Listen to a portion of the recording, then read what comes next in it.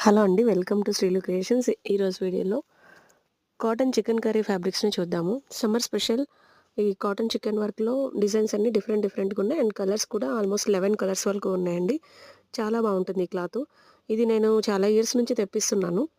Already offline store వల్ల feedback అయితే చాలా బాగుంది కాబట్టి నేను మళ్ళీ రిపీటెడ్‌గా తెప్పిస్తూనే ఉన్నాను.